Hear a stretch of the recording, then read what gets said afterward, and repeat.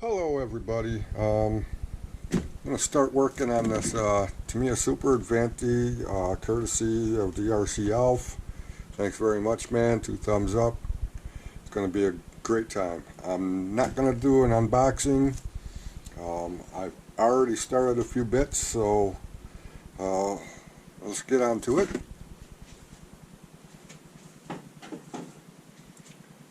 Alright, let's turn on some light and be right back. Okay folks, as you can see, I already got the motor plate in. Got the 2 little ball studs with the dust covers on, and got a couple of the rear gears for the lay shaft. Well, the lay shaft and the gears or whatever. But I'm going to start next on the slipper clutch. However, the slipper clutch, well, spur gear, I'm using the slipper clutch, and the directions call for this K14, which is also used for the spur gear K14, is the only part from the kit you're going to use. So with that in mind,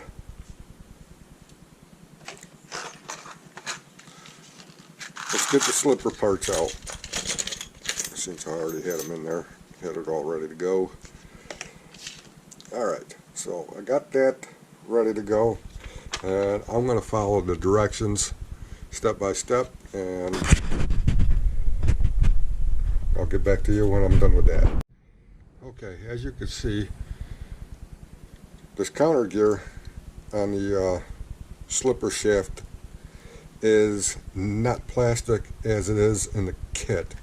So you're not using A29 in the kit. The slipper clutch comes with this 20 tooth, I think it was a 20 tooth. Yeah, 20 tooth, I don't know if you can see it down there. But it's a 20 tooth steel gear held on with a pin and an O-ring. O-ring I slid on this end and just rolled it over to capture it, and that's that. Okay, the K14 bit, oops, does have a little step on it on one end. It's kind of smooth on the other.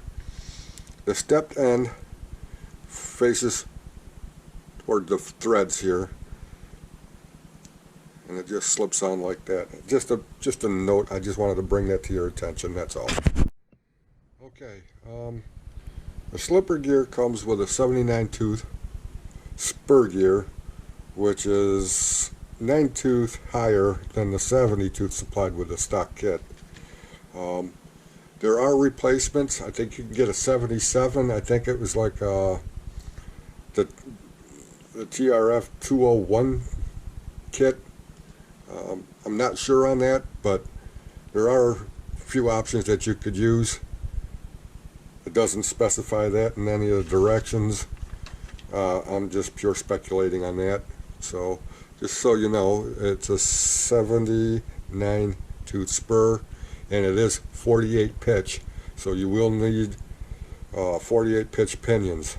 Tamiya pinions will not work. I picked up a set off of Amazon. They are steel, and it comes with what was it, 5 different pinions from what was it, 24 tooth to 28 tooth. So I think I'm within the realm, because I am going to be using the 26. I went up 9 teeth from the pinion, from the stock setup to the new slipper spur. So hopefully I'm in the right ballpark. Let me get this done. Alright, maybe somebody else ran into this. It says to have the threads on the slipper shaft 3.5 millimeters from the end of the shaft to the beginning of the nut. However, when I did that, I'm at 3.43, but look at that spring, it's almost completely compressed.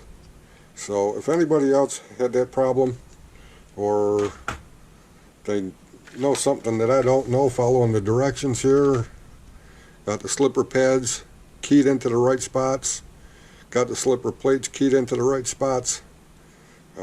Let's just I'm just gonna go from there and see what happens.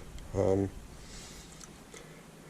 not sure if I said this already, but I'll say it again just so I make myself clear on this. I am not doing kit stock. I have some option parts that I'm going to be putting into this, so it's going to be a different build than the usual. Again, I'm not going as box stock, I should say.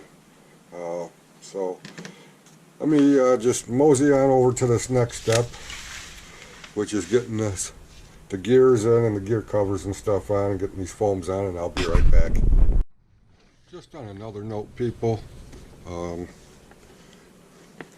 you're doing this counter gear here.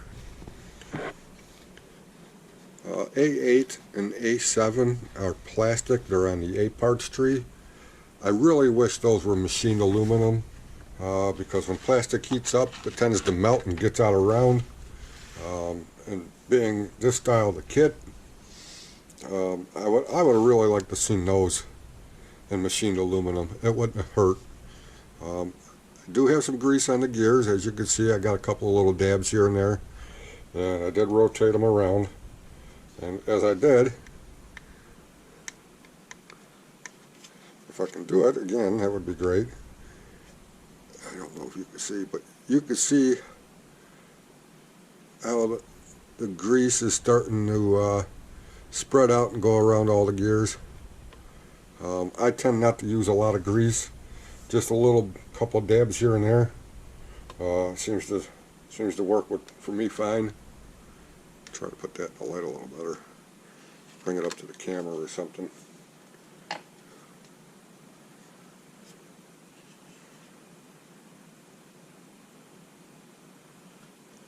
Look at, you know, sometimes too much grease could be a burden on the motor, because it's going to be so stiff and tacky that the rotational mass increases, not by weight, but by friction. So to me, I just use a couple of little dabs, and as it rotates, it does distribute around the rest of the gears. So I'll button this up over here, and I'll be right back. Okay, a couple of things here. One, why is this screw and nut in this cover? Was this hole made for a different body mount? For some other chassis we haven't seen yet? I do not know. It does sit up here. Yeah, I had it the right way. It does sit up here, right over the gears. So if that screw comes loose, I mean, theoretically it could just bounce around inside where the gears are, because it's all captured. Could it screw it up if it comes loose? Yeah. So what I'm going to do is I'm just going to use some Right Stuff black 1-minute gasket maker, and I'm going to plug that hole up, and then I'm going to bolt this down. But when I bolt this down, I'm not using kit screws. Oh, I got the titanium screw kit for the TD4, although there doesn't seem to be as many screws in this bag for the whole kit. So use them where you want to, I suppose, and that's what I'm going to do. So after I get this all done, I'll show you where I'm at. I went ahead and put the shock stay on, put the ball studs in, put the wing mounts on, and you can see the silverish colored screws that I have here on this bumper. I'm not even sure if I'm going to keep this bumper on, guys. I don't know. And the wing mounts, those are the titanium screws. Unfortunately, titanium screws aren't magnetic, so that was different. Didn't have the titanium screw sizes for these covers here. I went ahead and put in a Tamiya 10.5 turn TBLM 02S brushless motor. I did change the wires on them because the short ones wouldn't reach the speed controller I'm going to be putting into this thing. Got the gear mesh. You can hear a little wobble in there. I'm running a 26 tooth pinion, as I said. What else was I going to say? I was going to say something about the slipper clutch, and I totally forgot what the hell it was. But on another note, this gear cover, this scoop here, I'm going to see if you guys can see it. But I took some of that foam tape, whatever you want to call it, and I put it around the outside edge because when I test fitted this cover, there was a gap in this chassis almost big enough to put like a 1mm hex drive in.